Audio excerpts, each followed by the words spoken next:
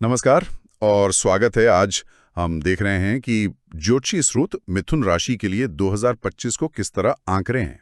हमारे पास मिथुन राशिफल 2025 वर्ष की भविष्यवाणियों से जुड़ी कुछ जानकारी है, तो कोशिश रहेगी कि आने वाले साल के जो मुख्य पहलू हैं, जैसे करियर, पैसा, रिश्ते, पढ़ाई, सेहत, उन पर एक नजर डालें।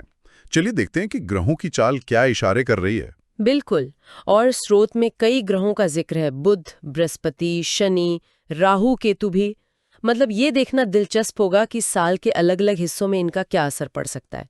सार ये है कि ये साल ना थोड़ा मिला जुला सा लग रहा है, कहीं मौके हैं तो कहीं थोड़ी चुनौतियां भी। अच्छा, तो शुरू कहाँ से करें? साल की शुरुआत कैसी दिख रही है? जनवरी से अप्रैल मान लीजिए। हाँ, तो देखिए, साल की शुरुआत करियर और पैसों के लिए काफी अच्छी लग रही है। अच्छा। जी, बुध का प्रभाव है ना, तो करियर में एक अच्छा माहौल, एक पॉजिटिविटी आ सकती है। हालांकि जनवरी में शायद थोड़ी सी अनिश्चितता हो सकती है, पर फरवरी आते आते चीजें बेहतर होंगी। और व्यापार के लिए अप्रैल का महीना खास तौर पे अच्छा बताया गया है। और पैसों के मामले में आपने कहा वो भी अच्छा है। हाँ, शुक्र ग्रह है ना, तो वो धन प्रवाह बढ़ा सकता है। फरवरी में आर्थिक स्थिति मजबूत हो सकती है, लेकिन एक बात ध्यान रखने वाली है, मार्च में। क्या? मार्च में राहु का असर वो थोड़ा अप्रत्याशित खर्चे ला सकता है, तो बजट पर थोड़ी नजर रखनी होगी। समझ गया। और रिश्ते, प्यार, मोहब्बत, उसका क्या हाल है? शुरू में मंगल का जिक्र था शायद। हाँ, मंगल का जिक्र है। देखिए, नए रिश्ते बनने के योग हैं, प्यार पनप सकता है। फरवरी का समय काफी रोमांचक भी हो सकता है, पर मंगल थोड़ी जल्दबाजी भी देता है। तो सलाह यही है कि रिश्तों में थोड़ा धीरज रखें, जल्दबाजी ना करें। और अप्रैल में? अप्रैल में मंगल निजी जीवन में थोड़ा उतार चढ़ाव ला सकता है, तो थोड़ा ध्यान रखना होगा।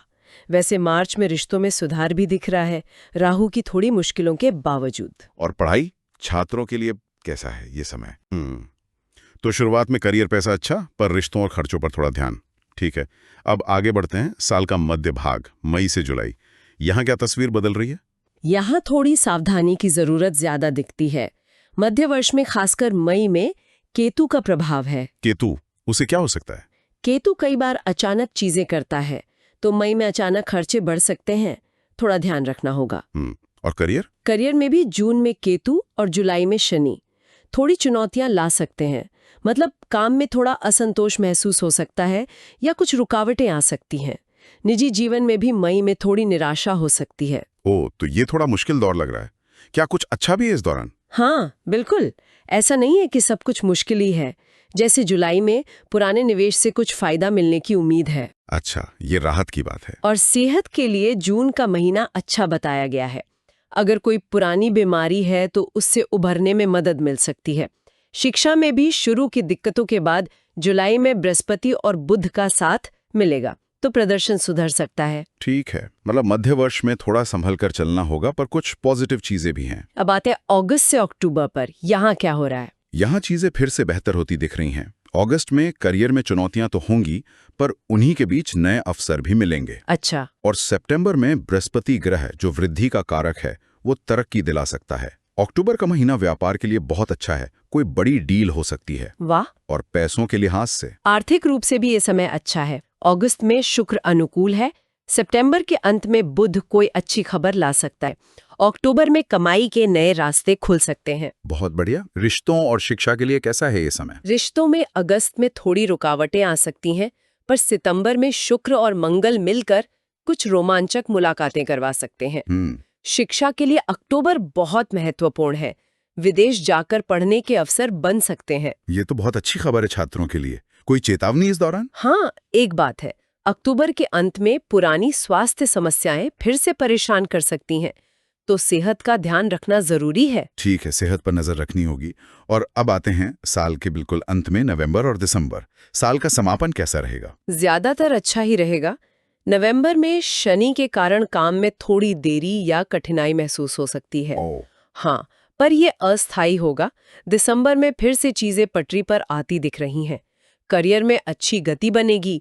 बृहस्पति व्यापार बढ़ाने में भी मदद कर सकता है। और आर्थिक स्थिति? नवंबर में थोड़ी अनिश्चितता रह सकती है पैसों को लेकर, लेकिन दिसंबर में पुराने निवेश से फिर लाभ मिलने के संकेत हैं। और रिश्ते? प्यार? शुक्र दिसंबर में रिश्तों में मिठास लाएगा, कोई सुखद मुलाकात हो सकती है। बढ़िया। और शिक्षा, सेहत? शिक्षा में छात्र सफलता की ओर बढ़ेंगे और बुध ग्रह स्वास्थ्य को बेहतर ढंग से संभालने में मदद करेगा।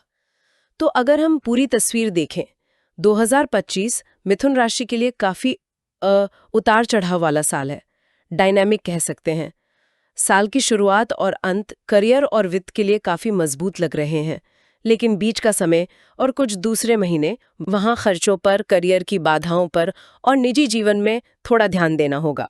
हाँ, ये जानना वाकई दिलचस्प है कि कैसे अलग अलग ग्रह साल के अलग अलग समय पर जीवन के अलग अलग हिस्सों को प्रभावित कर रहे हैं। ये बिल्कुल एक लहर की तरह है, कभी ऊपर कभी थोड़ा नीचे। बिल्कुल सही कहा। और यहाँ एक बात सोचने वाली है। देखिए, ये ज्योतिषीय संकेत अपनी जगह है, ये एक तरह का गाइडेंस है। हाँ, लेकिन अंत में हमारे अपने फैसले, हमारी अपनी कोशिशें वो तय करती हैं कि हम इन संभावनाओं का कैसे इस्तेमाल करते हैं। ग्रह दिशा दिखा सकते हैं, पर चलना तो हमें खुद ही है। बिल्कुल। यानी ग्रहों के संकेतों को ध्यान में रखते हुए अपने प्रयासों पर ध्यान देना जरूरी है।